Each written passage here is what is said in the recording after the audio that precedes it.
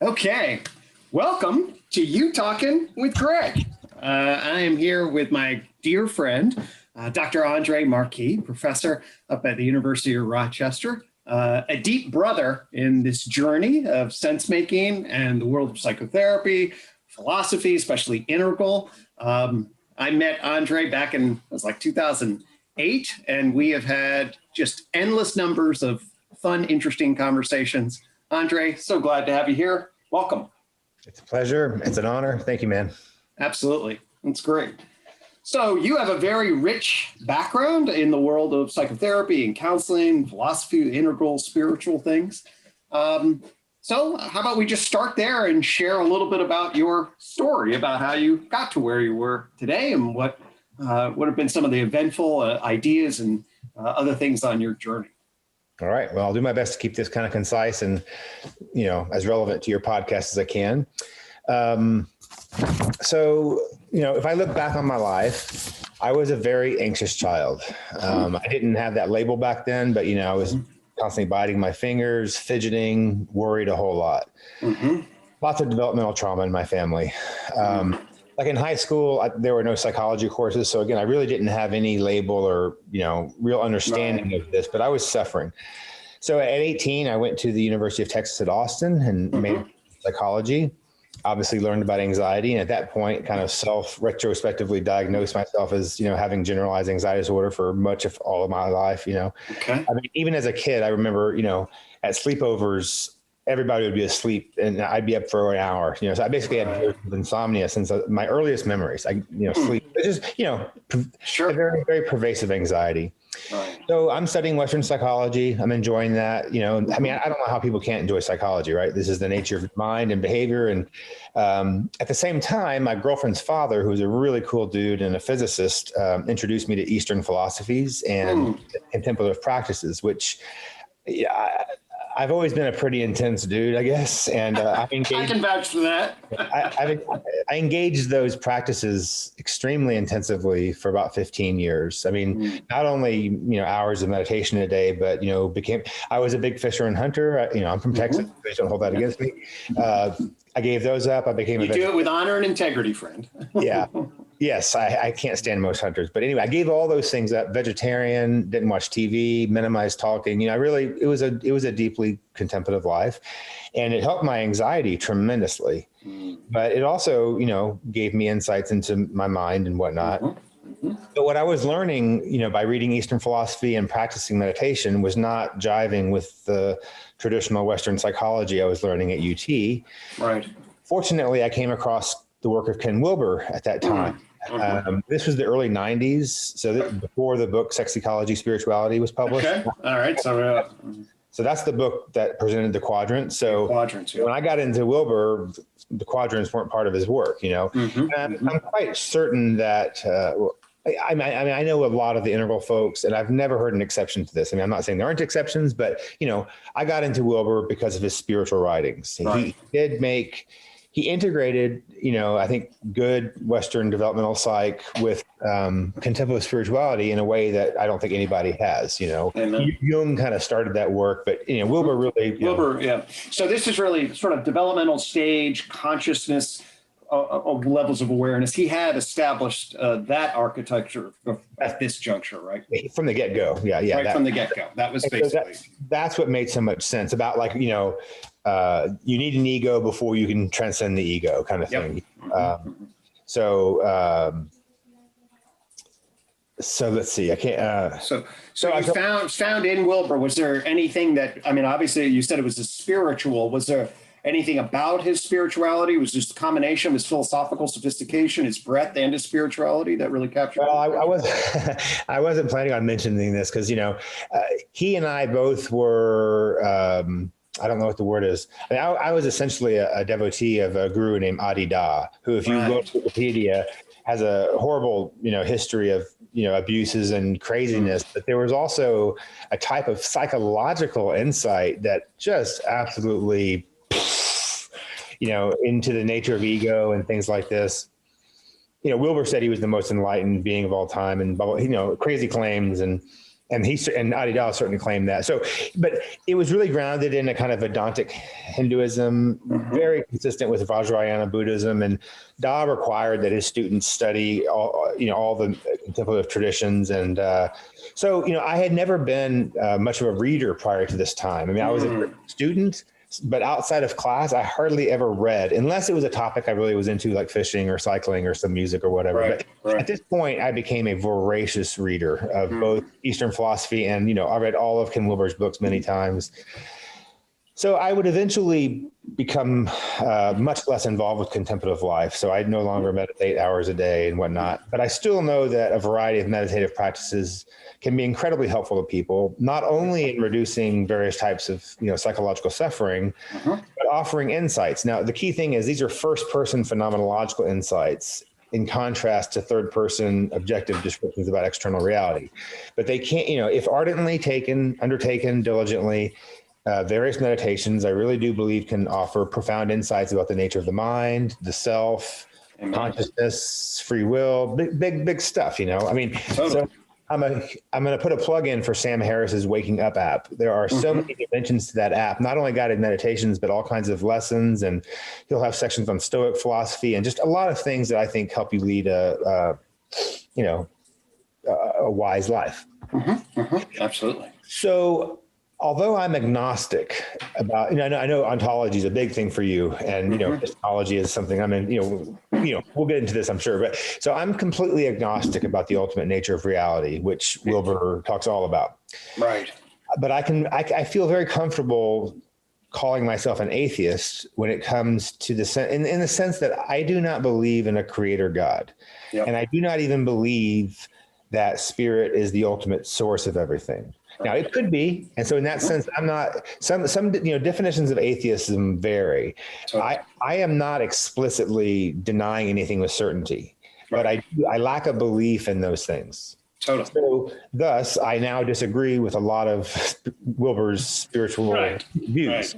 Right. And in particularly, I'm highly critical of the certainty with which he posits his ontological views. And I don't know if you want to go into a little critique of that now or later.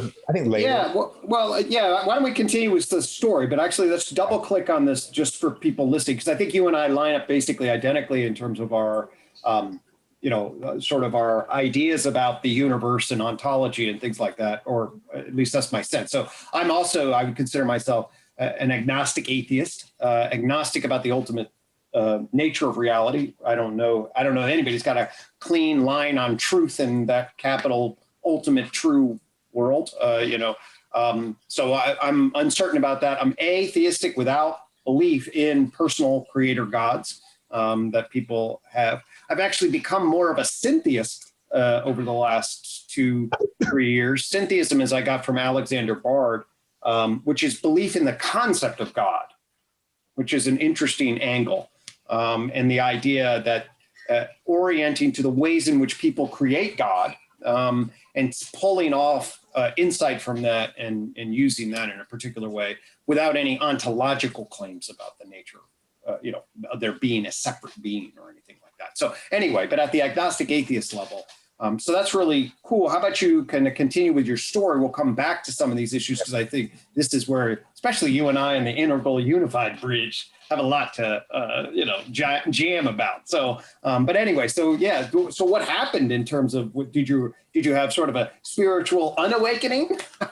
Yeah, I'm not even going to go into that. It actually took about 5 or more years, but I slowly, became, how to say it, more normal. I don't know.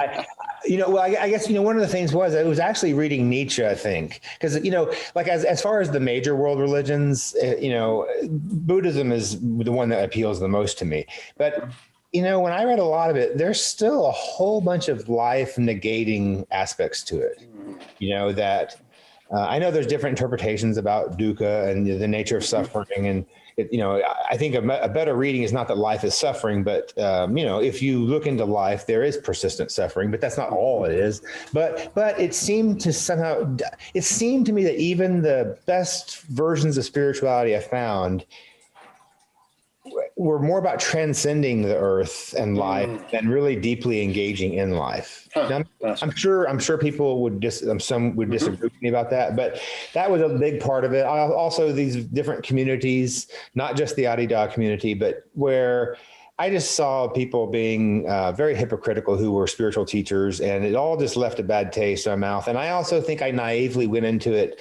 thinking that, I'm going to practice this so well, and I'm going to wake up and be free of suffering. I began to see that, what, everybody suffers, even the ones who, the best meditation teachers and whatnot. So I actually am not proud of this, but a more integrated view would have incorporated more of that practice into my daily life. And I haven't done that as much. I probably would be healthier if I had done that, but I haven't. So I haven't abandoned it completely. I meditate, but it's just not, I think for me, and this is interesting with regard to the whole mindfulness research, like the dosage effect. It could be that, I'm more pathological or traumatized than the average person, but like 10 or 15 minutes a day would never have done it for me. It really took hours a day. And like on Sundays, I would always do 4 hours, and it wasn't just meditation. I was really reorienting my life. I guess I got to a point where I felt like I wasn't living as much, and I wanted to live my life more, and that meant being less. I mean, I still think of myself as an introspective, contemplative person, and I would say this. Okay, I'm an atheist, but I also consider myself spiritual. Like, to me, the values that I try to embody are, like gratitude and compassion, forgiveness and love. And to me, the best adjective for those virtues to me are spiritual. Yeah. So I'm all about spirituality. I'm just not about people making claims about the ultimate nature of reality based on their meditation,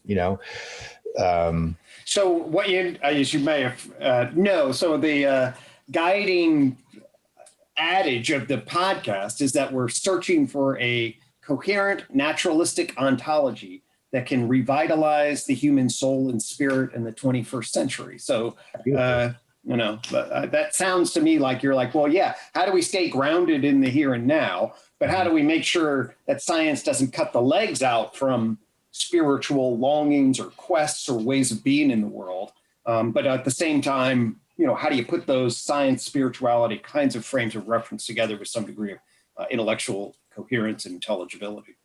Yeah, and so that's one part of the coin. The other coin, which is totally vital and important, the other one is like, how do you actually like manifest and sustain that practice? Right. And I think that I feel very strongly, very confidently that you can't do that without a community. And even if that community is one other person. I know there are exceptions to these things. I'm not trying to make sure. I totally agree with this. It seems to me that most of the messages that you get from media and whatnot are antithetical to the kind of contemplative life that I'm talking about. And to counter that, like I know that part of the reason I was able to do that contemplative practice for so long is because I had somebody that I would often meditate with, And we had our integral life practice where we would actually, the only point in my life I ever went to gym. I hate gyms. I like getting exercise by hiking or canoeing or whatever. But because I made a commitment to somebody, I would go to the gym regularly, and it's like, I think that we need people who have similar values to help support us in these practices. Totally.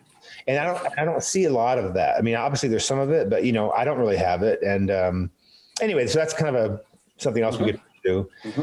When did you get into psychotherapy and counseling? How did that happen? So I really did get into so most people in my family are natural scientists, chemists, neuroscientists, medical doctors. And I was drawn to there's the question of, do people who go into psychology and counseling stuff, are they more screwed up than the average person? And I don't know the literature thoroughly, but it seems like they're roughly average. I don't know. But so, I don't think I went into psychology to try to fix my suffering in the way I went into Eastern philosophy and contemplative practice. I really found like the mind to be an incredibly fascinating thing, and I wanted to understand that. And then when it came to like, well, what aspect of psychology are you going to go into? I wasn't drawn to experimental psych, and, I wanted to help people, and I ended up going into counseling rather than psychology proper. So I'll get into that in a second. Okay. Okay. Sorry. Yeah. Mhm. Yeah. So although I was initially drawn to Wilber's work for his spiritual writings, what has sustained my interest are the quadrants and the level, states of consciousness and self-system, lines of development, those kind of things.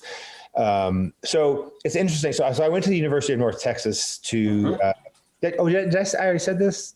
No. I know that, but yeah, Okay. no, this is good. Good to give the weave of the narrative. Absolutely. Yeah. And I did that because there was a professor, Janice Holden, who at that time, Wilber wasn't even called Integral. It was transpersonal psychology. Right. And she allowed me to make a specialization in that and do independent study. And which was like, oh, how cool, and just by chance, and the role of chance in life is remarkable. I mean, just think of how you and I met. I mean, and really, I don't think people like to admit how much random chance affects life, But anyway, by chance, Michael Mahoney was also at UNT, and I didn't even know who he was at the time, but he would become my intellectual mentor. And like Mahoney and like you, he's dead, unfortunately, a big picture thinker, really remarkable. And you want to say just a little bit about his background, who he was? Because I don't think many people know him. It's a remarkable story. So, he was trained as a strict behaviorist, and then he went to Stanford for his PhD, where Bandura was his major professor, his mentor, right, a doctoral thesis advisor. And actually, I asked Mahoney, what is your single favorite piece by Bandura? And it wasn't on, vicarious learning or self-efficacy. It was something called Chance Encounters. I know Chance Encounters was the title, maybe in life, but it really had, the whole point was, again, the role of chance and how it affects people's lives. So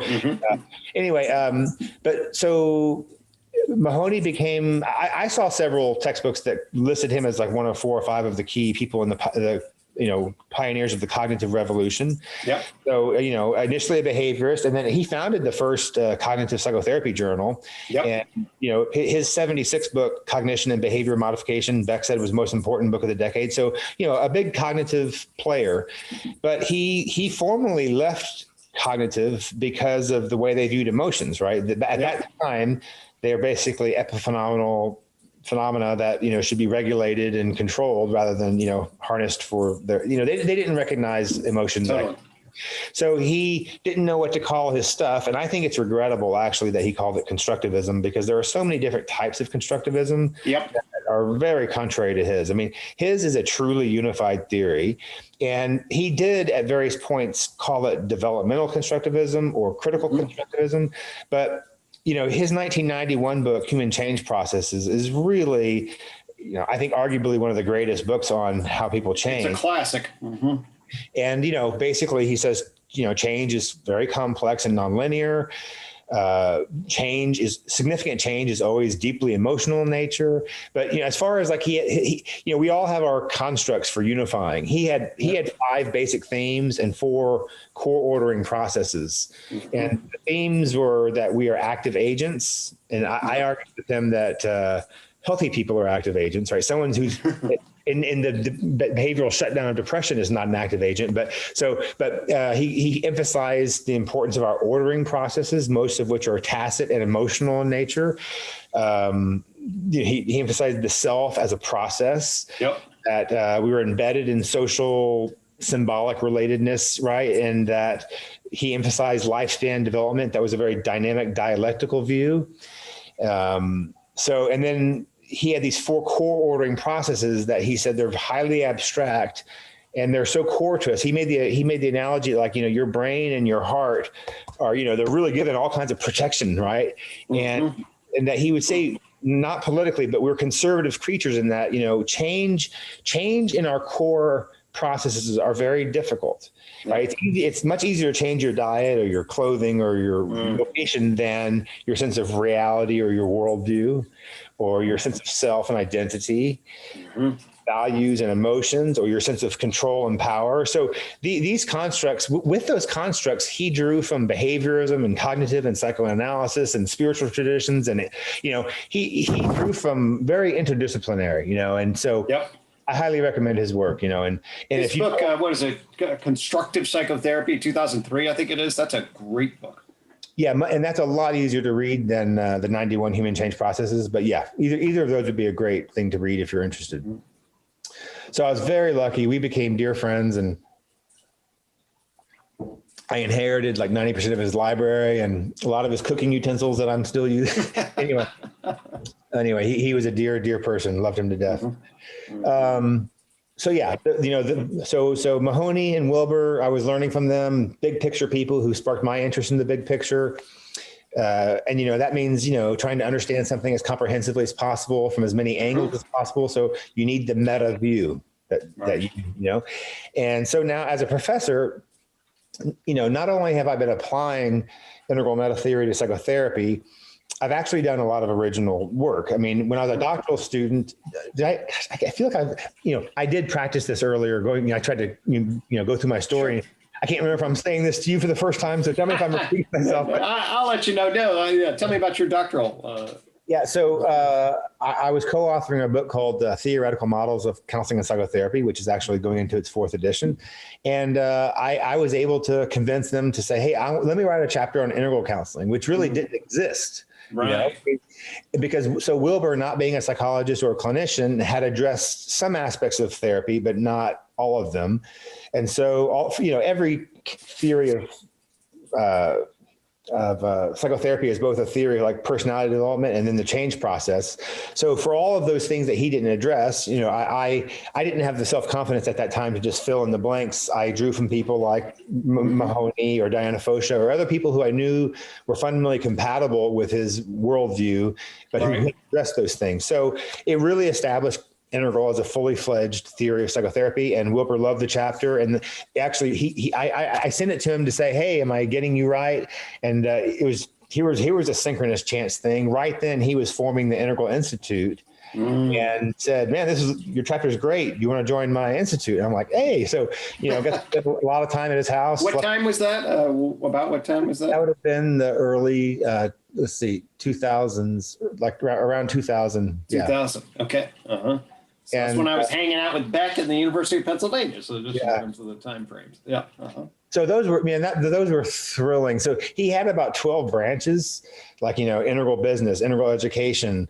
And we were called the integral kids, the graduate students. And integral kids. So, but hey, man, I'm sitting there in the room, and here's Wilber, here's Robert Keegan, there's Michael Mahoney, there's Don Beck, there's Susan Cook-Greuter, there's it was just, and hearing all these discussions, it was just really a dream come true. And actually, I didn't know Mahoney was so. What did Mahoney and Wilber then? Do they have a fair amount of correspondence? Yeah. I mean, Mahoney was a founding member of the Integral Institute too. Okay. All right. And so they were, and again, listening to those two. I mean, that's the thing. I think I've told you this before. I would have loved to have just been a fly on the wall to hear you and Mahoney talk. Yeah. I mean, and so you and I have good discussions too, but I've got my little self-concept issues. I would have just, you would have been a great part of that, Anyway, I've enjoyed that conversation. It was extremely, I felt fortunate, and that was prime intellectual stuff, It was really good. Right. Sweet. Yeah. So was that your dissertation? Was doing that chapter in the integral counseling? You started to mention your dissertation. No, I'm not going to say. I initially wanted to do my dissertation on a developmental theory of love. Most people, if you type that into PsycInfo, they talk about the stages of like romantic love. Right. Like, there's like, Maslow talked about deficiency love, where you just need, you need somebody. Yep. Sure. And something that's, and then be love. Yeah. Yeah. And then something more agape, and like to try to actually study that. But for various reasons, I switched gears, and I had created an integral intake form based on the model that I had just created for the point of my own clinical practice. And my Janice Holden said, "Why don't you, do some research on that?" And basically just had, a survey where, experts who had been practicing for a certain amount of time comparatively evaluated that to like Lazarus's multimodal life history inventory and And it's funny, she was a little obsessive compulsive, and I had 22 hypotheses about how people would evaluate them all. And thank God it was a dissertation as opposed to independent research, because I was right in all 22, the order of how everyone would be rated. Wow. And mine was rated best on a lot of them. A lot of them were significant. There were 4 dimensions that Lazarus was best. But anyway, so it was a simple, it wasn't like a profound dissertation, but got done. And that's feasibility and box checking. Yeah. For that, yeah, no doubt, no, and actually it becomes a book. I mean, the Integral Intake is very valuable. People, they put it on the internet, which violates copyright law or whatever. But lots of people, are using it, so that's cool. Yeah. And I've done research on that. I've done other empirical research on like integral psychotherapy as practiced, and videoed all those sessions, coded them all, and that's resulted in my amending some of Wilber's claims, like the claim that that kind of a cognitive awareness is the central curative change agent, which I call into question. And I call into question the very notion that there is a single curative factor for all people. And I certainly have very different views on the role of emotions in change. Right. So, my own view of integral psychotherapy is heavily influenced by Mahoney, and then Davinlou's intensive short-term dynamic therapy, other experiential dynamic therapy. So, there's a number of people like Elliot Ingersoll, Mark Foreman, who've written books on integral psychotherapy, but our books are considerably different. I mean, we of course all use those same basic 5 constructs, all quadrants, all levels, all lines, all tapes, all states. But we're not all the same by any means. No, absolutely. My views continue to evolve, and certainly, right. In all honesty, when it comes to a big picture view that is trying to coherently understand the nature of reality in a scientific way, you're my number one person. I can't wait to read all of your book. I've read some of it, the one you're working on. Well. So I would have said that about Wilber, 20 years ago, but you demand now. All right. Well, fantastic. That's why you're on the show. Actually, let's talk a little bit about our own journey together. Okay. So because what it is fortuitous within this past month, you're first author, I'm second author on an actual paper that, we'll see what happens. But in some ways, it makes a little bit of a mark in the world of psychotherapy integration. And in fact, I think that starts, if memory serves, doesn't Jeffrey Magnavita make a connection between the two of us somewhere in 2007, 2008? Yeah, so he was forming. So Jeffrey Magnavita is a major figure in as large as any figure in unified psychotherapy, and he was creating that unified psychotherapy project. And he has those 4 domains, like the individual intrapsychic and the dyadic and triadic, and the larger ecological systems is his 4th domain.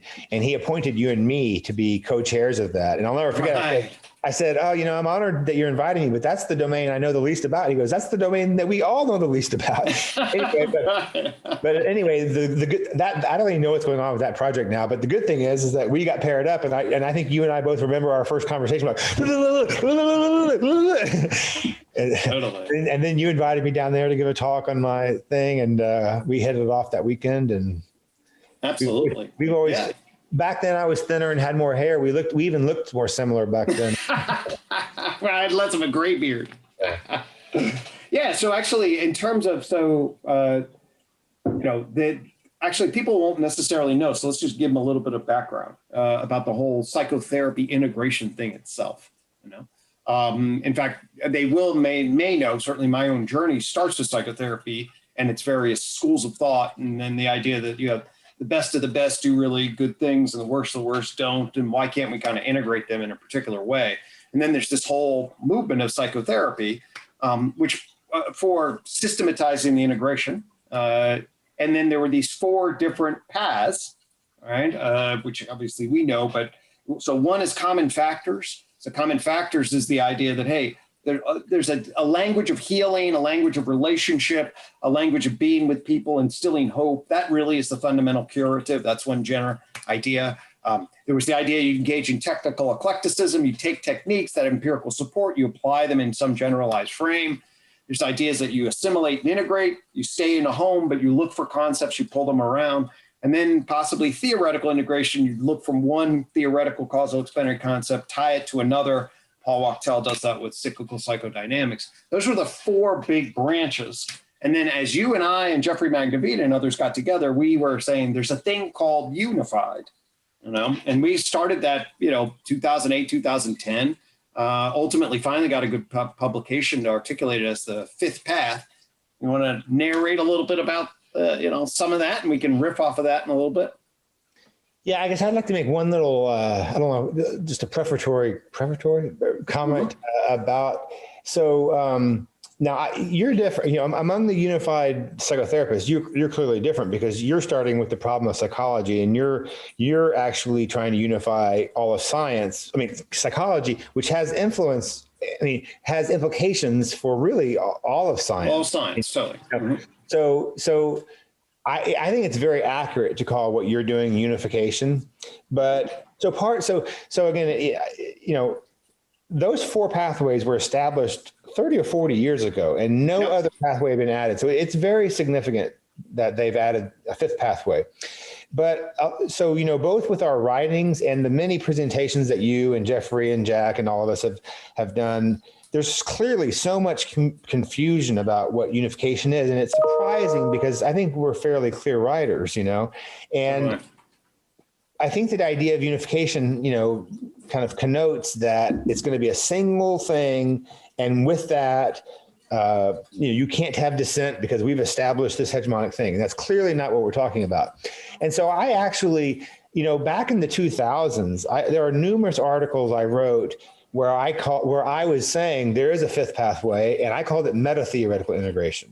Oh, really? I didn't know that. And so it's interesting because, when in the Journal of Psychotherapy Integration, when they define unification, they say meta-theoretical frameworks that, and I think that's actually more accurate for what I do than unification. I'm really not unifying everything in the way that your project is. There's certain things about it that are unifying, but I think I haven't achieved unification, but I have achieved meta-theoretical integration. Right. So I don't know. I've been thinking about that lately, that, if I went along with unification because I was like, oh, y'all were the place where I felt at home, the unified group. I was like, oh, we're all thinking about the same kind of thing with different constructs, different lenses, but we're definitely have the same desire to see the mountain range as opposed to just, isolated peaks here and there. So yeah, there had been all this confusion, and in full disclosure, it's bizarre that the Journal of Psychotherapy Integration that recently added unification as a fifth pathway, and here we have 8 of the leading scholars in unification writing a white paper, and we get it rejected. Yes, no, twice. A little bit. So anyway, that's a little bit weird, but anyway, we eventually got it in a good journal, Contemporary Psychotherapy. And who knows? I'm not always an accurate predictor of my work, but I think this has a potential to be somewhat seminal 10 years down the road when we've kind of really said this is what it is, and this is how it's practiced, and here are the key defining features. And I'm proud of it. Yeah, no, and I think your point about, what we were able to agree on, yes, the issue, there's different aspects to unification, clearly. And we were able to consolidate that it's a meta-theoretical perspective, and which basically the metaphor then is these different schools of thought are like mountains, and then the question of psychotherapy integration is like, well, how do these mountains relate to each other, and can we systematically relate them? And common factors extracts, and technical eclecticism takes the parts, and assimilative integration moves the concepts, and theoretical integration creates dialogue between them and maybe some sort of hybrid at a conceptual or causal explanatory level. But what unified us all, even though we were doing it in different ways, and I think it was pretty clear that me, you, and Jack were building the theoretical architecture that was in the ballpark of this, was to look at the mountain range as a whole. And that's what we argued, really, I think, compellingly. And the argument is not that this is final. It's simply, really, it's actually, I was looking at Kuhn, Thomas Kuhn, and somebody critiqued me because I was saying, well, there's a thing that meta theory is like after the paradigms. And the guy was like, well, actually, the way Kuhn originally meant it is it's a real paradigm. Like, we don't have a paradigm yet. There is no normal way of doing psychotherapy. Yeah. And that's technically true, although in the social sciences, paradigm means all these different things. But the point of it is that we just have these collections. It's really a multi-pre-paradigmatic state of schools of thought.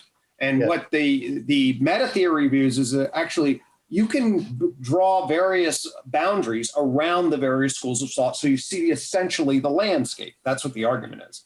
And I think that we were able to then frame, so my work, I think we were able to say, well, my work's really about metaphysics and ontology, sort of like it's an idea about what we mean by the mental in real, and then to get the concepts and categories right in relation, which we don't have. The strength of Wilber, I would argue, is in the quadrants in epistemology. It creates an integrative pluralistic epistemology and methods and see how those things interrelate. And then you have Jack and Jeffrey affording us a dynamic biopsychosocial systems model that would cut across various levels and see the interrelations and plate them in complex and dynamic system language. And I was very impressed by these are different ways to see the mountainscape and the landscape as a whole. And I think there's certainly still work to be done to put them in relation and see where they go. But the affordance of harmony around the system as a whole to move us towards a paradigm that is not, people are so worried about authority and all this other stuff. Is like, it's just getting the basic concepts and categories and a shared sense of the landscape, laid out so we can actually talk to each other with some degree of coherence without all this equivocation about terms. So anyway, that's my, frame, which you already know, and we know together, but I think it's actually a very important potential shift. And it is a qualitative shift from the search for psychotherapy integration into the potential of actually doing it. Yeah. I think we established very clearly in the paper the complementarity of the three meta theories. I think what is achievable, but we haven't done yet, is like, where are the synergies? How does it really, build the, it's not just the, addition of the components, but what really surprises me, from these reviewers and whatnot of our manuscript, is how many of them didn't see the difference between this and theoretical integration. Yeah, no, several of them. And to me, it's just worlds apart. We're not integrating one or two approaches at, some fine granular level. We're stepping back with a zoomed out view to see how all of these different components and approaches, view parts of the landscape, and only with that meta view can you put them together and see the whole, people are unified, therefore our theory should be unified, healthy people are unified. Well, actually that's right. I do think actually health and optimal functioning, dysfunctioning has a lot to do with actually integration, coherence versus disintegration. I certainly understand, it's hard to try to, comprehensively explain all the different parts of people. So people will narrow and they'll create some aspectualized lens. But I think it's like, well, wait a minute. The question simply is, can you box in the key insights with some degree of coherence and then start to put them in relation? And I think that's what the unified pathway does. And I think that actually the ways in which we've started to do that affords moving forward with more and more synergy, like you said. Yeah. So, I'm not just trying to ask Kiss here, but truly, I'm not trying to minimize my work, but, I work within the realm of psychotherapy, and what you're doing is such a larger project that it's just, my hat's off to you, and it's amazing. But but I will say that I'm extremely proud. So I wrote a book with Elliot Ingersoll called Understanding Psychopathology and Integral Exploration.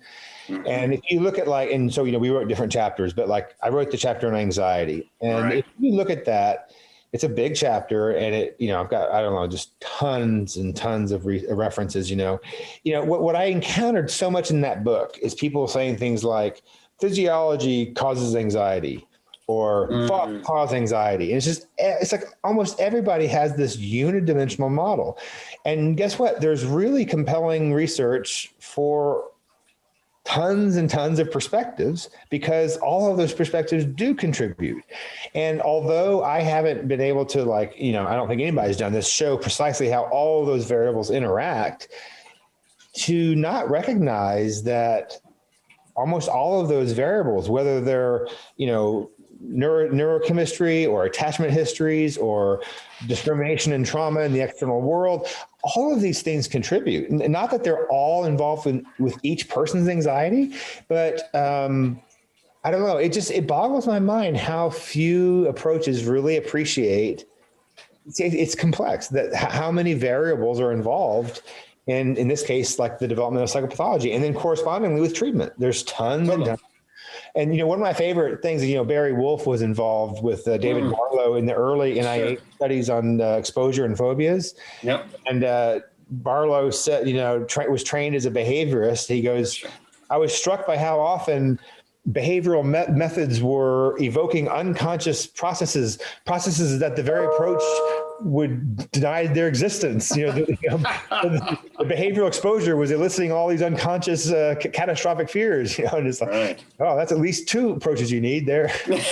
So. Amen to that. Yeah, actually, David Barlow and I, we have the same dissertation advisor, Harold Leitenberg. So we share that history. Yeah. I mean, I think that certainly, obviously, my critique of the structure of our knowledge, in particular, focused on our scientific knowledge, is that we haven't done justice to give people a model of how things operate at various levels and dimensions of complexity, and recognize them as, and certainly Wilber gets this. The holarchy model gets this at some level, in the sense that there's say vibrations that are happening at different scale. And then you can think about them quasi as fractals, but they operate at different levels. So neuron activity and this conversation are two different levels of analysis, and they intersperse with each other at various levels and impact each other in various ways. And that just has to be, that is the way it is. There's endless amounts of evidence for that at multiple levels, both logical evidence as well as empirical analytic evidence in that regard. And it's crucial to understand, because it also gets to the project of what science says about our lives. In other words, the physical reductionistic kind of an analysis of like, oh my God, I'm just a bunch of chemicals, is just so unbelievable. That thought is not a bunch of chemicals, and so it's really been, I think, one of the big reasons we've had a meaning crisis is that sort of particulate, broken, simple linear causation kinds of models, which are, and then sort of the authority of science somehow, or at least in certain sectors, getting activated. It's it's one of the things we're actually certainly trying to undo with a lot of, I think, sort of meta-modern sensibility movements along those lines. Yeah.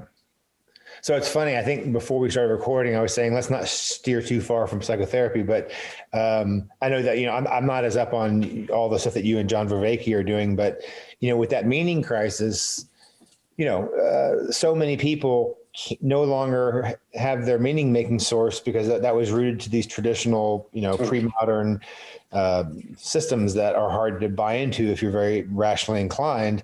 And yet, I think Rollo May was writing like in the 50s and 60s about, we need something to replace those, right? Totally. And to my knowledge, we haven't done that, right? Totally. No, absolutely. I mean, I think now people are waking up to it. I mean, I think that, so Rollo May and the psychoanalysts and humanists, and other philosophers in various genres have been offering the critique, but up until the 1950s and 60s, the industrial, capitalistic, and physics world are really the dominant intellectual, systems that are sort of engendering an instrumentalism, a capitalistic instrumentalism, a control over technology, an idea that there'd be a theory of everything through physics, and we'll just sort of come to terms with our world that way. And I think that now, over the last 50 years, the emergence of postmodernism, and the stalling of the scientific enterprise and things like that, I think that there's a real sense, certainly in all the little circles that at least I'm in now, after being sort of bumped out of, me, I was in the heart of the academy, trying to do my little thing and trying to say, okay, well, do psychotherapy over here. We'll do, empirical psychology here, general psychology, theoretical, philosophical psych, and then not finding any fucking home at all, really, and that has any traction. But I would say now I've certainly found where the zeitgeist is, interestingly, where Wilber lived, sort of on the edge of the, in intellectual circles critiquing the academy from the outside. That's what I see, the sort of game B, meta modern, intellectual deep web, TOK, that kind of integral stage. All of that is offering, I think, this kind of critique. But I really feel like what 30 years ago was a confidence in the establishment and the institution and the powers that be. Now it really feels like, I at least get the sense that everybody in their guts like, shit, I don't know that the old modernist system is up to the task. I think there's a lot of, a collective zeitgeist shift that says people are going to stay in power to the extent that they can. But there really is something afoot that we really need a fundamental, upgrade. But as you say, for like what Mahoney says, once we get baked into these systems of justification, we build institutions around them, we build practices around them, we build status indicators around them, to create a paradigmatic shift of the size that's required is very, very difficult. It's going to take, I'm certainly in for the long haul and expecting to try super hard and have very limited impact. Well, who was it that said that scientific revolutions basically take place by people dying off? Right. I love that quote. I'm actually blanking on who it was that offered that. But yes, people have to die off. I mean, it's sort of a Thomas Kuhn kind of like, people will be very, and the nature of this kind of change is but I think one of the good effects, obviously a lot of tragic effects, but one of the good effects of COVID, if you want to call it a good effect, is at least a fundamental, like, wait a minute, wake up call. It's like there's something going on in the structure of the global infrastructure that we've built. And I also really do think that there are many, many emerging edges. And I'm excited because it feels to me like the theory of knowledge and the emerging, the unified theory of knowledge, the tree of knowledge and the structures that are set up, it sets ready to catch the various threads of potential that are emerging. So that's what it feels like to me. And I've been hanging more and more out with integral people lately. I think there's a change in the integral communities, at least the integral communities that I'm sitting with, like Bruce Alderman and Layman Pascal. Are you going to, and Zach Stein. There's Wilber was brilliant. He did all this thing and he had his, but there's sort of the post-integral phase in terms of now it's starting to weave its way into other systems. And I'm feeling this integral unified synergy way more, and I've got my own issues with it because I'm more on the science side. I was critical of Wilber. I didn't appreciate what he had done. I feel like I've come much more to appreciate his breadth and brilliance in a particular way. And I think his system is becoming more flexible. So I really do believe that there's sort of a opportunity. I don't know if it's going to be realized, but it's an opportunity for sort of a melding of big picture systems and a collective ecology that brings sort of good things with it. That's what I hope. Yeah, I'm hopeful too.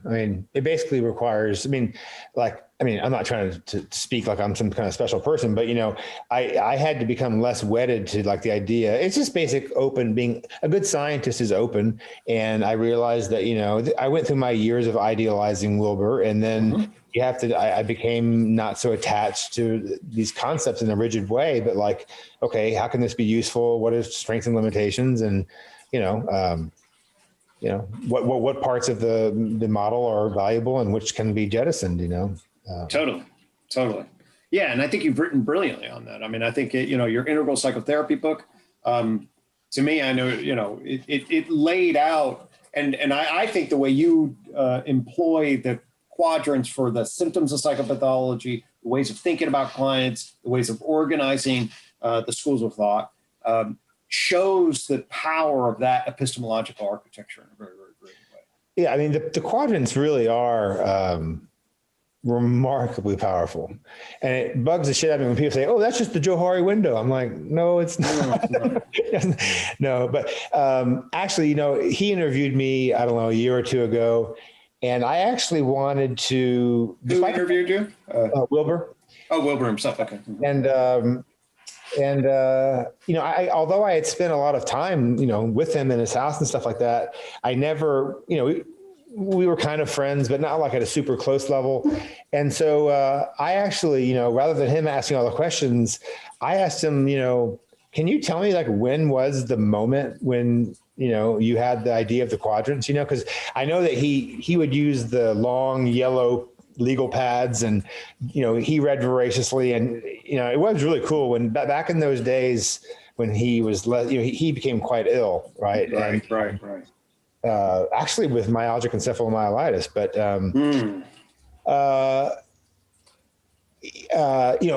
when he spoke like at these, because when we were in those integral kids, there were people who were getting their PhDs in economics and then in psychology and in anthropology and philosophy.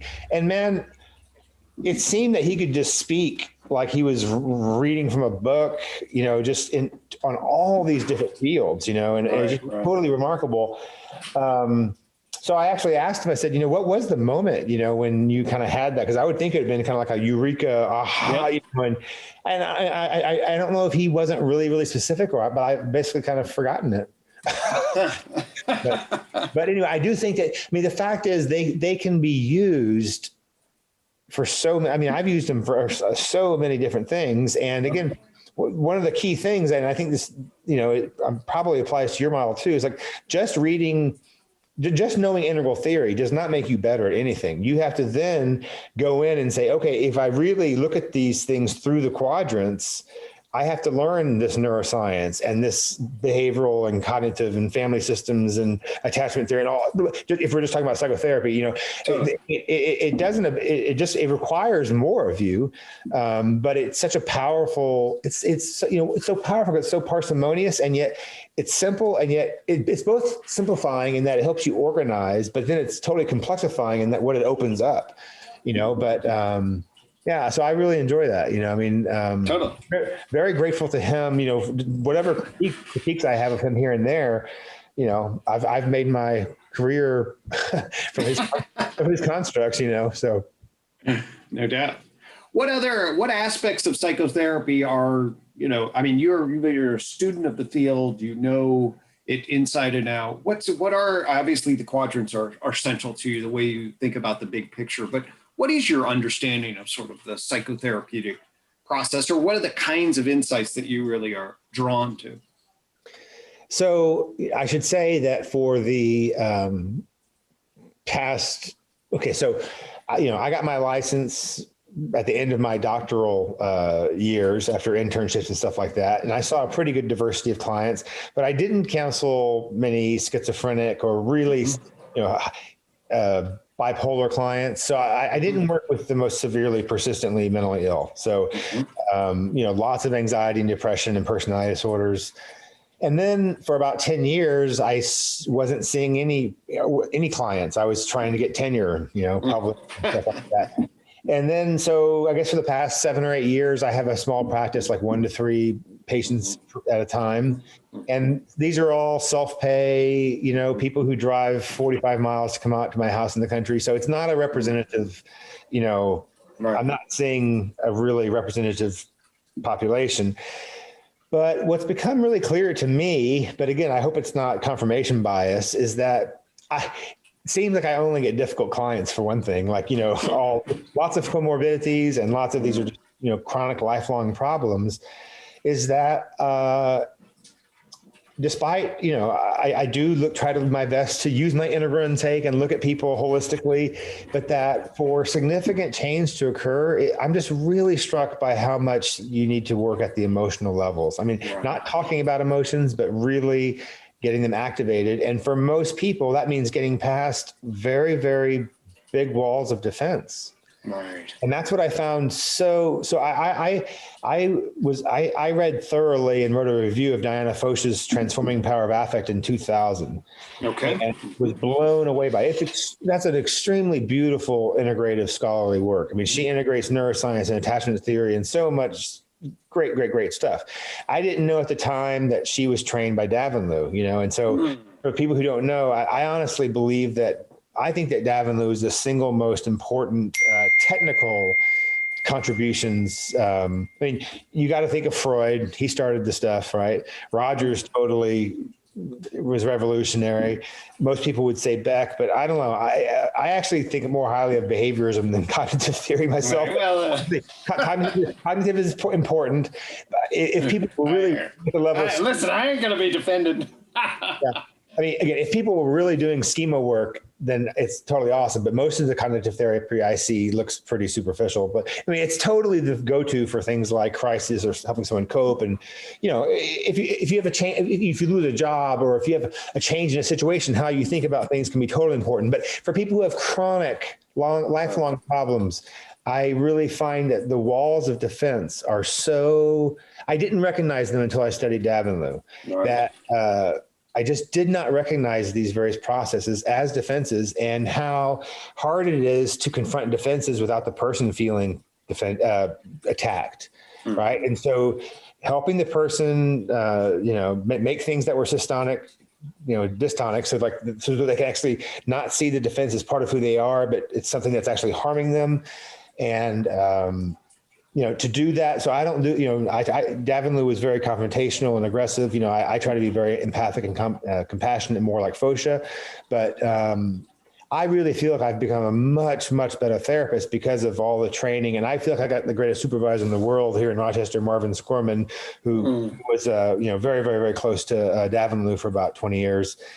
So, I can't, you know, when I learned about these things, and I know you're familiar, like, you know, McCullough's Changing Character is just a tremendous book. She trained with Davenlu. Almost all these people that I think are so great, they almost all trained with Davenlu. And then they took from him what they valued and jettisoned the rest, right? I mean, he's got a total cult going there, you know. Right. So let's talk about this so we can deepen this a little bit for people that are listening. Okay. So, would it be fair to say, we talk about defenses, that people have, there's certain aspects of trauma, of darkness, of pain, of rage, of contempt, okay, that really, that sit in people's psyche in particular ways that serve as a massive threat to the normal everyday experience. And so they build ways of avoiding, suppressing, repressing, compartmentalizing, and moving away from that kind of stuff. But the energy in relationship to what that occupies in their psychic structure relative every day is then central to their structure. Okay? And there's no way just to narrate that without charging the mode, okay? Without getting through what is blocking and bringing that. But to do that drops them into certain kinds of either regressive modes of, like, you know, they don't want to do it, so they're defended against it, so they resent the shit out of you, or then they become so overwhelmed by it and then they decompensate. This process by which individuals can gain access to these core elements and begin the process of feeling them with arousal, but then reintegrating and re-narrate them so that the fundamental relationship of the architecture of the self begins to evolve and change. Is that fair to kind of characterize what you're seeing and the kind of defensive work that you're advocating for? I agree with everything you said, but I think for some people, if they're not therapists, that may be kind of abstract. It's like, okay. So if I can make it a little more concrete, it's like, and this is what, you know, I feel embarrassed, but it wasn't my fault. I got really great training. I had professors like Mahoney, and then I had also just a lot of crap supervisors. And, you know, I was told, just follow the feeling, magnify the, get the client more in touch with the feelings. But many, if not most, feelings are actually defenses against the true feeling. Secondary right? feeling. Yep. Mm-hmm. So, you know, the wife comes in and, you know, her husband slapped her, and you say, how do you feel? And you say, well, I feel betrayed. And, you know, no, he betrayed you. You don't feel, we use these terms all the time. Parents say to their children, I'm very disappointed in you. No, the child disappointed you. And the truth is, you're angry at the child, or you're angry at the husband for slapping you. And you can ask them that question 20 times, and they'll give you 20 different responses, none of which are anger. And I know a lot of people, I've had so many students, you know, react to say, who are you, you know, to say what they should be feeling? But the truth is, you know, these basic emotions, you know, that Ekman has researched and whatnot, they're very universal. Different cultures have rules on what's socially acceptable and how to express them. But loss is the reaction. I mean, you know, sadness is the reaction to loss. Anger is the reaction to some kind of violation or injustice, right? Fear is a response to immediate danger. These kind, you know, so, you know, if if a wild tiger is approaching you and you don't feel fear, there's something wrong with you, and that fear, all these adaptive emotions, in contrast to a defensive emotion, they motivate adaptive action tendencies. Run from the tiger, or with anger, protect yourself, draw boundaries, make right the wrong or whatever. Sadness, grieve, consolidate the loss. And, but, people are, and, what's so fascinating, the convergence, I think consilience around, like when you look at Rogers and his development of an incongruent self, it's this classic defenses. People have, if you express anger and your parents withdraw love, you learn that it's, even you filter that shit. The organism naturally experiences anger, and the anger actually feels good initially, but compared to having love withdrawn, you start to deny that you have the experience of anger. And again, people who aren't psychologists or therapists may not really appreciate that people no longer have the experience of anger, even though they clearly are angered, And I mean, I'll never forget this one client I had who had a history. I was a doctoral student and a very violent past, had been incarcerated numerous times. And I can't remember what question I asked him, but he was sitting in his chair, white knuckled. I'm not angry. And it's like, he wasn't lying to me. He was basically alexithymic, unable to label feelings. And it's like, yeah, you are. I mean, I didn't say that, but it's like, there are lots of times when you can, even lay people can know more accurately what some people are feeling than the person themselves, because they're truly defended. And when you go, if you're a young child and expressing anger gets you beaten up by your dad, it's very adaptive to deny anger, right? It's the most adaptive thing you could possibly do. Maybe a child who's being raped in incest, they dissociate. That's not happening. That's not me. That dissociation is the healthiest way of coping in that moment. The problem, as you know, these defenses become completely habitual, automatic, and chronic. And they don't only, what really cripples people, and that's a word that may not sound PC, but one of the great, I hope I don't get off this tangent, but let me come back to the word cripple, if you can remind me. Okay. Yep. What really cripples people is not, I think is that these defenses don't just have the intrapsychic effect of not knowing your emotions, they create a barrier to intimacy with people. Right. To where you cannot really have true emotional closeness. And then in my theory, that's something that humans need. And that's something that has always bothered me about Beck, is that he didn't basically have that as a real human need. Yep. And so the defenses really cripple people. And now, again, if you're working with people who are in poverty and experiencing all kinds of discrimination, then, defense work and emotion work may not be the most important thing. But for the clients I've been seeing the last 7 or 8 years, that seems to be the bulk of what I'm doing to really deal with. They all have complex trauma in their history and difficulty trusting people.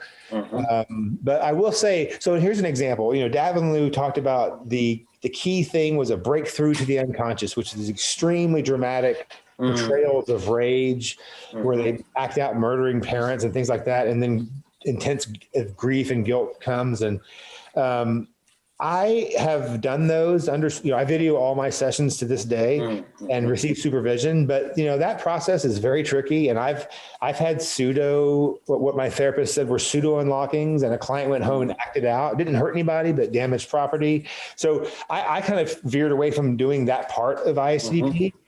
And without doing the thing that he says is the key, I have clients who have had such significant characterological change that he said could only happen with unlockings. Right. But it's an example of learn to take from different approaches what what's valuable and what's not. And again, I recommend everybody to learn about Davin Liu, but I think the best places to learn about it are from Fredrickson and Novice, not Davin Liu himself. I'm still, I've just gotten really excited. It's been a nice thing. For a while there, I was kind of like, I don't know, not completely passionate about some psychotherapy stuff. And I've always been interested in the unified stuff, and talking to you always jacks me up, but in the best way possible. And but no, huge fan of the experiential dynamic therapies. But I'm not sure if I really answered your question about defenses. No, totally. But I was going to have you come back to cripple. Yeah. So that word. people, well, first of all, it sounds like a very bad way of describing somebody with a disability. But one of the things that Davenley would do, and I really admire this, is he filmed all of his sessions. And when people would have, tremendous recoveries or healing or whatever, he would show them sessions from their first or second session. And the most common word that the patients themselves used to describe themselves was, "I can't believe how crippled I was." Mm-hmm. And so he says that word really kind of resonates in the unconscious. Yeah. And so I'll things that I'll say to clients are, it's so obvious how much they're suffering. And, they come out here, they self-pay, they drive, an hour each way. And yet then they don't want to really face the core stuff. They're talking, I'll point out, are you aware that you're not talking about your core struggles? And I said, so do you want to continue avoiding this? Or do you want to stay crippled for the rest of your life? Go to your grave, crippled? Or do you want to, try to get to the root of your problems? And that word seems to really, rather than sounding critical, they feel understood. No, that makes sense to me. I think that right. Obviously it carries the connotations, triggers various things. And there's some place for that and there's some place for it. We can't be tiptoeing around stuff. I mean, it's much of the whole point is people sort of overreact to shit and then they create defensive about shit and then we're now paralyzed, right? To me, certainly, I think of the flow between the body, fundamentally in the body into the heart, which really is this influence matrix, this attachment structure with all the powerful social emotions. It's the felt sense of this dream of being known and valued and what it would be by a poor privilege to feel that soul fulfillment. And then so many individuals then who feel the opposite, feel the abandonment and the rejection, and then all of the either contempt of self, contempt of other in relationship to that entangled mass. And it is that abyss that is so terrifying and the inability to know what to do with that in relation, and what therapy affords people that have had these kinds of injuries and then have built the defenses to compartmentalize it, but then sit in essentially a disintegrated way, vertically. They're like their heads out here and they're just doing instrumentally, and our culture feeds that's okay. And, what's the real point? But they're basically walking soulless around. I mean, the system itself is not like charged and ready to say, hey, this is what I care about, because what it's cared about is just jammed into the back. And then that is seen, the heart then is seen as this, scary as shit or cancerous, nasty kind of thing. But the interaction of this cancer and the fear of it leaves you crippled. I mean, the psychic energy is clearly not operating in the sort of the ways of the mechanisms, use a more psychodynamic term, the mechanisms that afford smoothness and flow and integration and then intimate connection so that I can see you as a brother and be connected. If I can't see myself, how the fuck can I bring you in and be connected? And so this release, this connection, this re-narrating, then if you can then expand that in and heal some of those wounds, you change the fundamental foundational structure of the self. So I mean, that's definitely beautiful stuff. Yeah. And, again, this was true prior to social media, but, this whole thing about people, I've got, 400 Facebook friends and you have no intimacy. No one really knows you. Right. And I'm just so struck by people who are either, clients who actually, don't have any kind of life partner, or they're married with kids, but they, have no closeness. They really go through life feeling alone with people around them, Right. And, so, it's tremendously rewarding to be able to help people, overcome that. But it is very difficult work. It's not the 4, 6, 8 session stuff, No, well, it's got to be, you got to create the safety. You got to start to create the process of awareness. People keep it at a particular thing. You also have to find, it's not like some magic switch. The system has got to come aligned at the right level so they trust you and you have a way of what I call directive empathy. You empathize with them, you shine the light in a particular way. The world's got to intersect in random ways. And then all of a sudden, then it opens it up if you're fortunate. And again, it's not like some, Hollywood makes it all dramatic, but, for me, at least, you get people spectralizing different aspects of it, getting in contact with it, then they come back to it, then it run away. But slowly but surely, there's a developmental process of relating to that which could not be related to in the past. And that's, I've seen that transformation happen. I've felt it in myself in various times. historically, and it's absolutely crucial to, I think it's a central feature of what defines psychotherapy, especially any kind of depth-based psychotherapy. Yeah. Were there, so I think that I wanted to definitely get your sense and expertise. Are you going to be on the Integral stage with Layman Pascal at all? I have not. They may be in contact with you. So that would be share some of your narrative along those lines. I know you do some group, at least training people in group work. Oh yeah, and actually, I find that to be so fulfilling. I just finished a doctoral advanced group course this semester, and it was online, Zoom, and I've had really good success with class and individual clients on Zoom. But I thought, I basically have been following, Yalom type groups, and then modern analytic group therapy is pretty consistent with Yalom, but a really big emphasis on how are you feeling toward people in the group? How are you feeling toward yourself in this group? What would you like to say to that person? What would be a helpful thing to say that, it's highly interactive, experiential. And I thought, man, how is this going to work on Zoom? Because we can't even tell who's looking at somebody.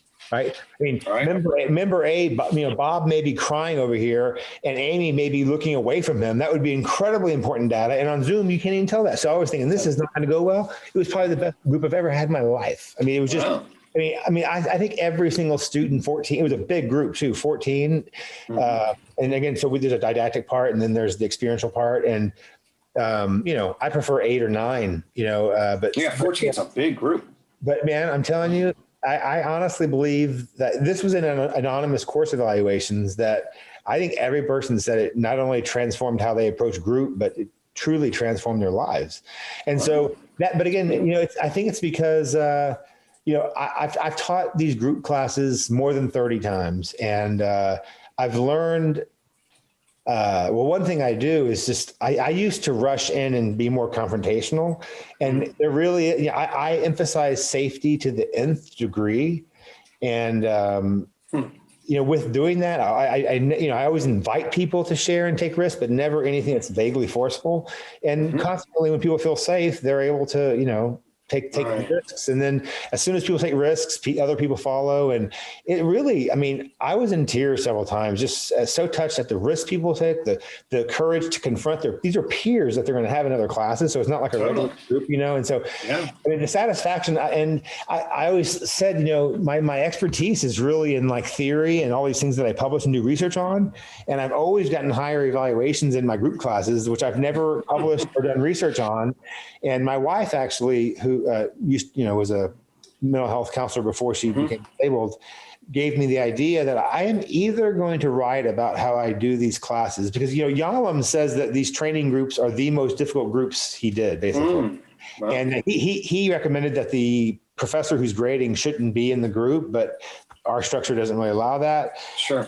Either that, or, again, I don't, this is going to sound arrogant. I'm not really an arrogant person, I hope, but I certainly know that. I think that the last 5 or 6 groups I've led, I said, my God, if that had been videoed, this would be such a remarkable instructional tool. But so I'm thinking I might try to find out if I can find people who've taken the class before and create, a new group, but it's not for the class, because I don't think you could video students in a class, but if it's not part of a class. So anyway, I absolutely love group work. I think I may be a better group therapist than an individual therapist.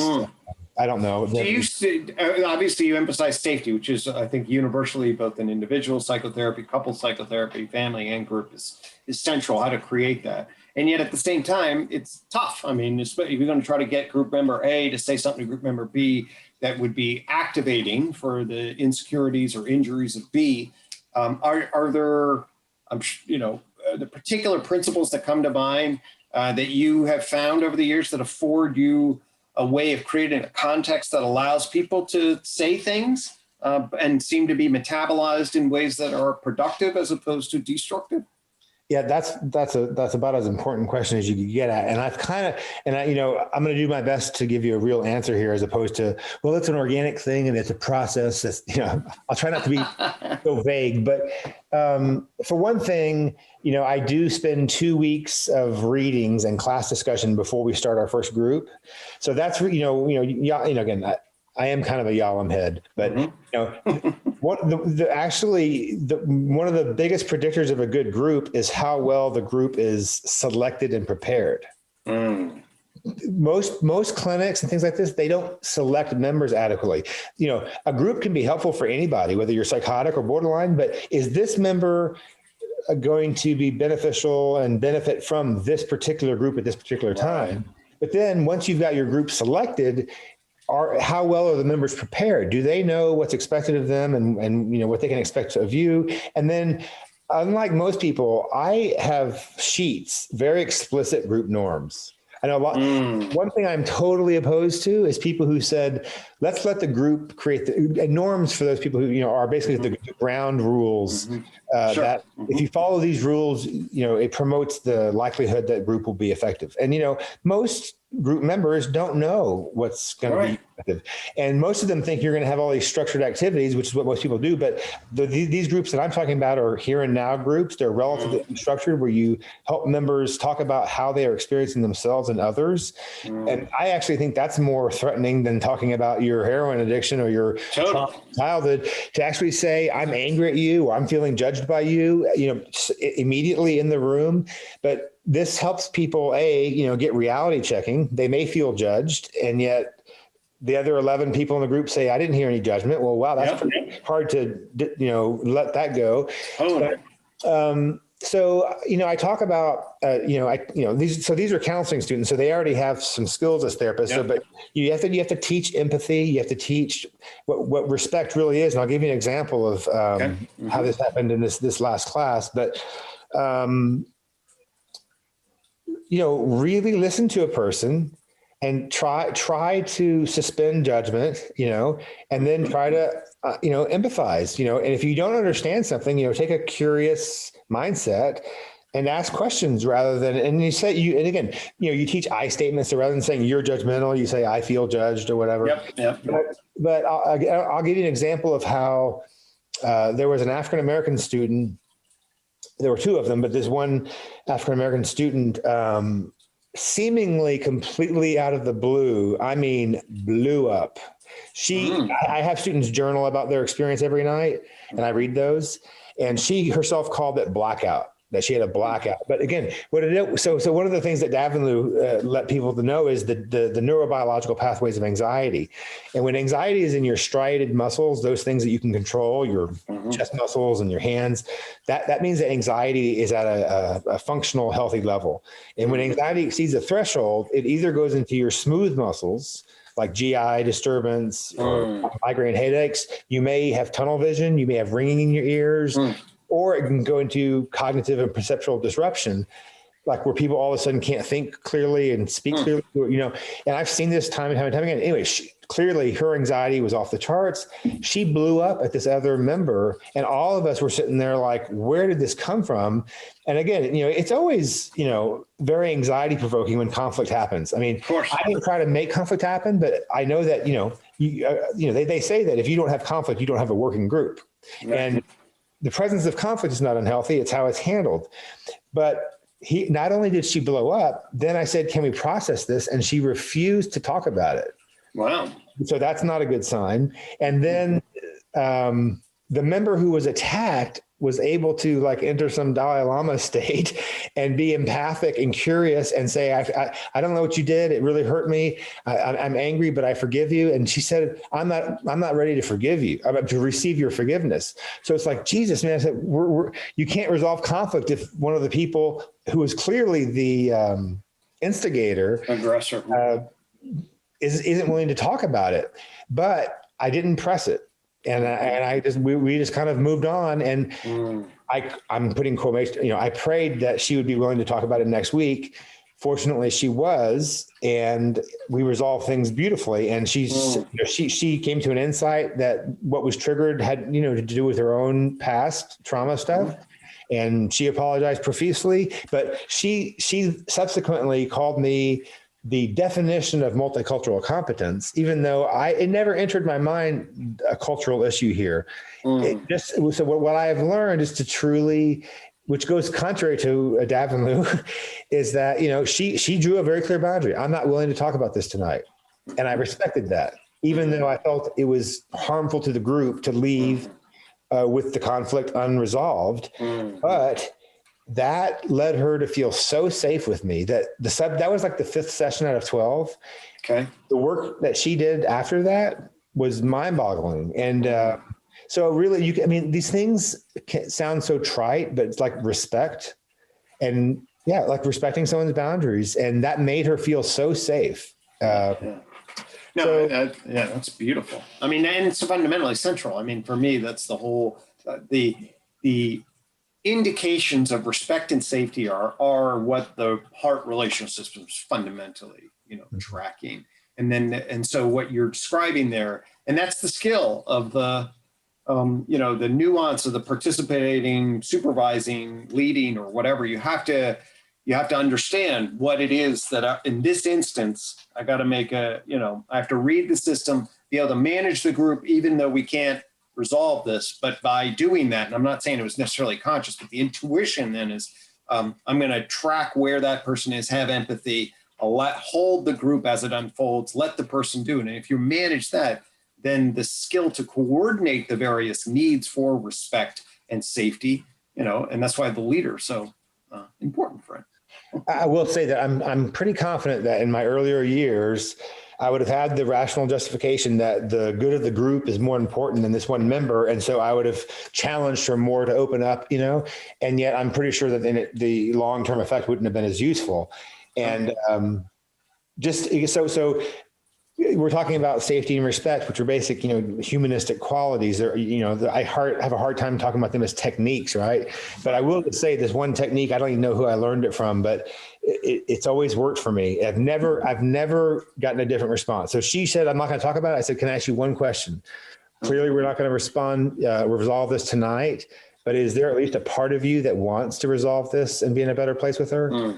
She goes, yeah. So it leaves so that little, I'm not big on techniques, but there are certain times. Phrases. That's a beautiful, we teach Wachtel's Therapeutic Communication, which I really like that book. And awesome. Ways in which you frame things and the meta messages that you afford people, how they hear it, giving people that opportunity to both be safe and in control, indicate that they want to move in a positive direction, but not force it in a particular way. The group then gets to see you. And so that's what a dynamic, complex adaptive leader can do, is like, hey, I can see the landscape here and I can actually have the capacity to manage the group and manage her and have available techniques that affords a little bit of diffusion, but also, hold the integrity of the system and then come back to it when it's ready.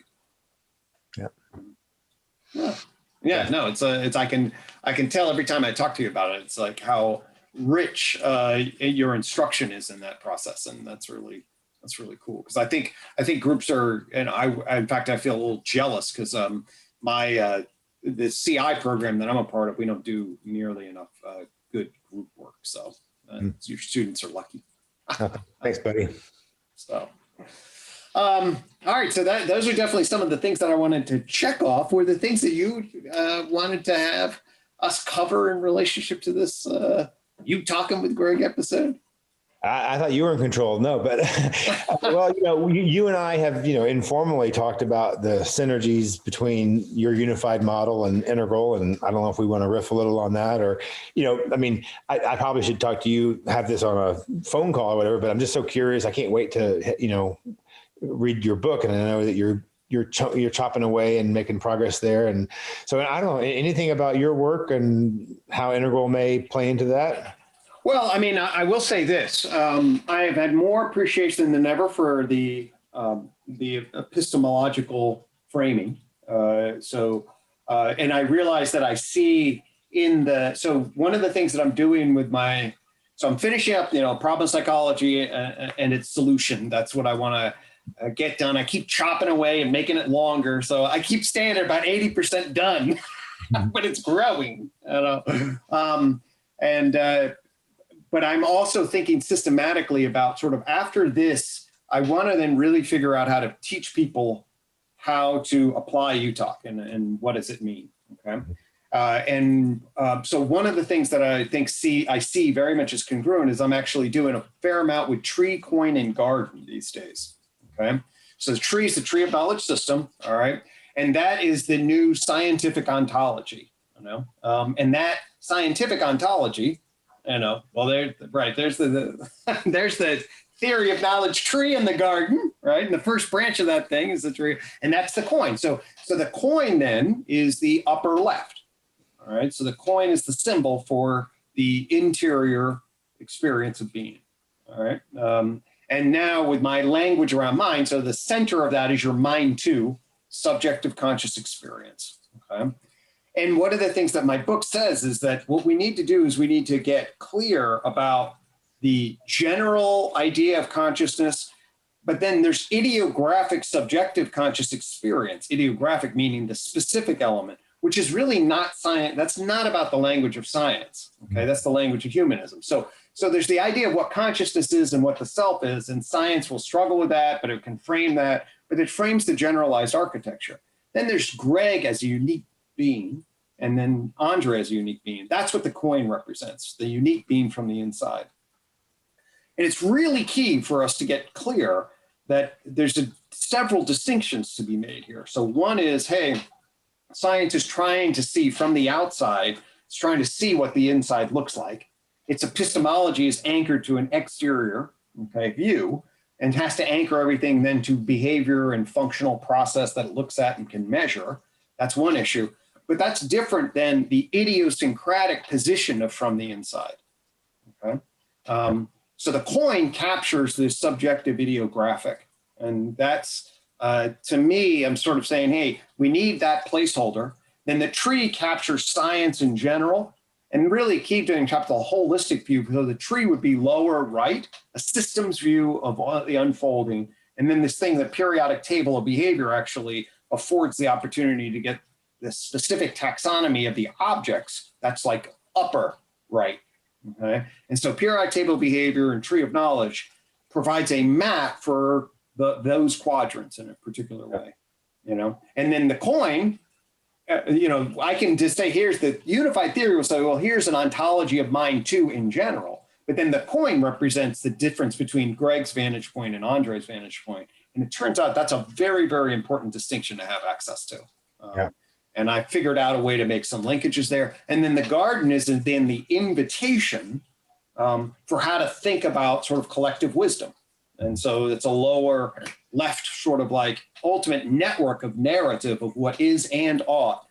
So that constructed from a ground of psychotherapy that basically says, hey, how do people get trapped in maladaptive patterns and development? What is well-being? What is psychological mindfulness? You know? And what would be sort of the collective engagement around narrative and ethic that would afford us wise living.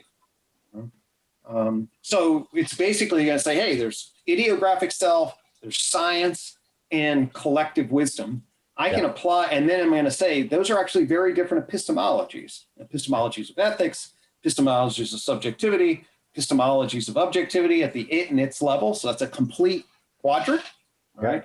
And then it says, well, here's a naturalistic ontology that bounces between those with coherence. Because as you know, I critique Wilber's quadrants. When he talks about the exterior as being, in fact, he does it in the, I think, Integral Spirituality book. In the appendix of Integral Spirituality, he explicitly says, well, the exterior is all matter. That's what he defines the exterior as. It's not, you know, this conversation is exterior, but it's not matter. It's the culture, person, plane of existence. It's the fucking conversation, justification, narrative that we are sharing at the level of behavior. That doesn't reduce to matter. The tree of knowledge gets that right. Wilber is, and it allows us then an ontology that cuts across the various epistemologies with a lot more coherence. That's what, so it's a quadratic that ties it together. So I think I can build off of some of Wilber's quadrants, critique some of what he says about ontology, and then afford the tree, coin, and garden that bounces around the quadrants in a way that also gives us a coherent ontology. I love this. I love listening to you talk about it, man. So if I lay out the sort of the problem of psychology, then actually the vision after this then is sort of like, all right, so what's a practical philosophy for the 21st century? That's basically it. And, when we build off, and I've been influenced by Roy Bhaskaar's critical realism. So really it's just sort of like, here's a new opportunity. If we take critical realism and Wilber, and they point into really brilliant directions, I think, but none of them get the ontology of the mental. They don't really have a model for what the mental is. They don't get the joint points between life and mind and culture. Tree of Knowledge nails those. And I've now then said also, we got to get this epistemology issue. I mean, certainly Wilber gets it, but the epistemology so there's a problem of consciousness in general, and then the problem of idiosyncratic subjectivity. Those are two different issues, and sort that shit out. And to me, it's like, fuck, man, I think it's like I got all the variables are lining up, and it's pretty much, obviously maybe they're goddamn aliens and life after death and all that shit. I don't know. I'm agnostic, but in terms of our endo-naturalistic kind of worldview of what we can empirically know, I think we can line up the variables a hell of a lot better. So that's what my hope is. Hey man, speaking of those aliens, you need to get that book written quickly. So when they come down here, you say, here, man, here's our understanding. Right. I think the timeline on alien contact may be speeding up a little bit. It's been certainly in the news as of interesting shit, but I'm completely agnostic about that stuff, as well as, kind of like ultimate nature reality. We'll see. Yeah.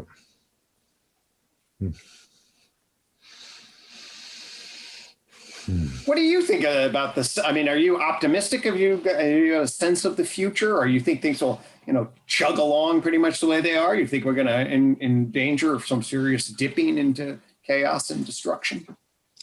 I really don't feel informed enough about all the complexities involved to, I don't know that anybody can be, but I mean, I think I'm probably, a little bit on the pessimistic side about things. And so I don't know, just the long-standing denial about climate change, and then how slow we are to be willing to make changes to make that right. And that's just one of many problems, but that's a very big one, man. And I mean, the fact that we could be this technologically advanced and yet so poorly prepared for a pandemic, that really we got so lucky that this one wasn't more serious than it could have been.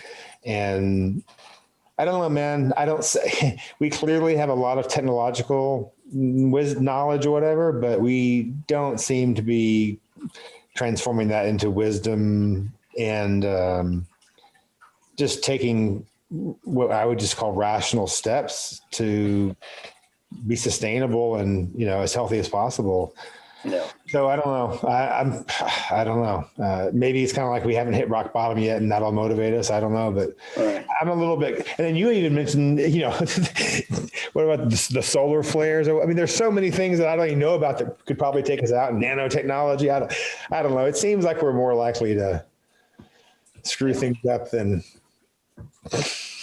Yeah, no, I mean, certainly. I definitely, if I'm in, my mood will color. I mean, as always the case, mood will color what's accessible. But certainly, the idea we're on a Titanic and the iceberg's, pretty much in sights, and we're not going to be able to turn the ship is certainly. I have that doomsday sense.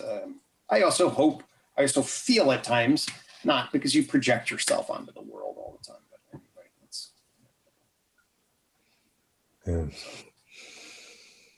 Well, dude, I really enjoyed, getting your story even more depth. I knew some about it, but I deeply appreciate your participation in the Theory of Knowledge as an executive member. And I really do look forward to us, building bridges. I do feel that there's something happening for these sort of meta systems and a more energy and a really effective weave. And our friendship and exploration relationship to psychotherapy and unification, I think actually models some bridging between two big systems in a way that maybe other places will be building off of. And so thank you for all your work and insight and sharing that with us today.